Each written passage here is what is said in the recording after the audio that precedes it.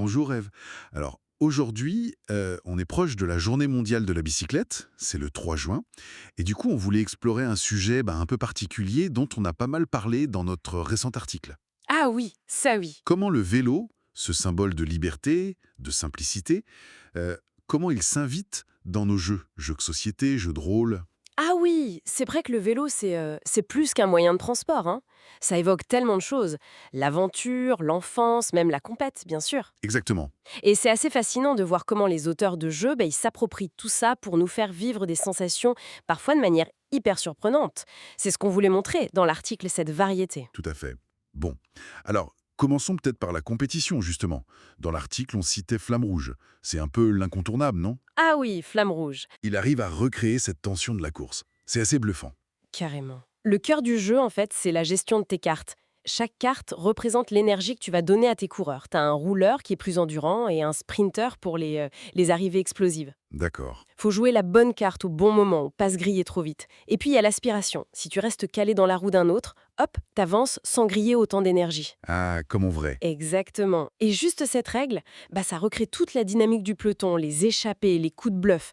C'est vraiment très malin. On le soulignait bien dans l'article, cet aspect stratégique. Oui, on sent vraiment la gestion de l'effort, c'est clair. Mais le vélo dans les jeux, c'est pas que la course pure et dure, heureusement. Notre article explorait d'autres facettes. Non, non, heureusement. Il y a des trucs beaucoup plus légers. Par exemple, Velitonimo. Ah oui, C'est un jeu de défausse, donc le but c'est de vider sa main, le premier. C'est signé Bruno Catala, un grand nom. C'est rapide, c'est assez malin, et puis le thème est adorable avec des animaux qui font du vélo. des animaux cyclistes. Oui, c'est hyper mignon. En gros, tu poses des combinaisons de cartes, des suites, des brelans. Il faut que ça soit plus fort que ce que le joueur d'avant a posé.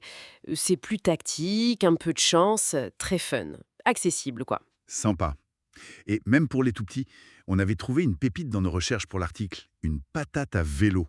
Ça m'avait fait beaucoup rire, rien que le titre. Ah, mais c'est génial ce jeu. C'est basé sur le livre d'Élise Gravel et c'est coopératif pour les enfants des 3 ans. Coopératif, comment ça marche?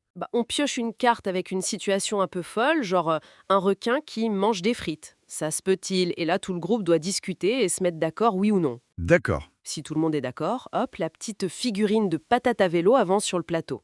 C'est moins le vélo qui compte que l'idée de discuter, d'imaginer ensemble et d'apprendre à trouver un consensus. C'est super pour l'imagination et l'esprit d'équipe. Excellent. C'est fou cette variété quand même, hein. On a la simulation tendue, la défausse rapide démarrante, la coopération pour les tout-petits. Et l'article mentionnait aussi d'autres jeux, non? Oui, oui, il y en a plein. On peut citer Dicycle Race, un jeu de dés où tu simules les aléas et les accélérations.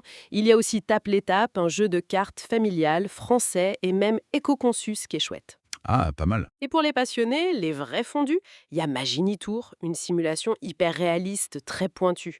L'article essayait de couvrir un peu ce spectre. Et on n'a même pas encore parlé des jeux de rôle. Ah, Là aussi, notre article soulignait des choses intéressantes. ah oui, les GDR. Tales from the Loop, Kids on Bikes, on est plongé dans une ambiance très années 80, non? Avec des ados, des mystères. Exactement. C'est une veine très particulière. Ces jeux, ils jouent à fond sur la nostalgie, sur ce sentiment de liberté de l'enfance, de l'adolescence. Quand ton vélo, c'était ton passeport pour l'aventure, loin des adultes. Un peu les Goonies ou Stranger Things dans l'esprit? C'est ça, l'ambiance est là, mais chacun a sa propre saveur. Tales from the Loop, par exemple, c'est basé sur les illustrations de Simone Stollenhag. On joue des ados dans une Suède alternative des années 80, avec un énorme accélérateur de particules souterrains qui cause plein de phénomènes étranges, des robots, du rétrofuturisme. Waouh. Et le vélo, c'est ton principal moyen d'aller explorer les environs.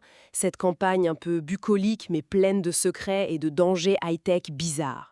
Le vélo est vraiment central, c'est l'outil de l'exploration. L'article insistait sur ce rôle narratif. Donc en fait, que ce soit la compète, l'humour, l'aventure SF ou surnaturel, le jeu arrive vraiment à saisir quelque chose de l'esprit du vélo. Oui, Cette idée de mouvement, d'autonomie, de découverte, c'est ce qu'on essayait de conclure dans notre article. On peut ressentir un peu de cette liberté et de cette excitation sans même sortir de chez soi. c'est ça qui est remarquable et c'était un point fort de l'article, je crois. Comment cet objet, finalement assez simple, qui a peu changé en plus d'un siècle, continue d'alimenter l'imaginaire. Et l'imaginaire ludique, en particulier de façon si diverse. Du sprint où tu donnes tout, à l'enquête un peu flippante entre potes à vélo. Exactement. D'ailleurs, pour finir, Une petite touche sympa qu'on avait ajoutée dans l'article, on avait aussi concocté une petite playlist. Ah oui. Ouais, des chansons emblématiques sur le vélo.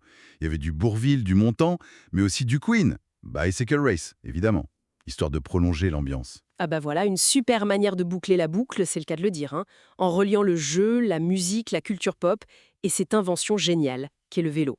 Tout à fait. Et ça nous laisse peut-être qu'une question pour la route. Au-delà du vélo, quels autres objets de notre quotidien, comme ça, tout simple, pourraient cacher un potentiel ludique aussi riche, aussi varié, juste sous notre nez?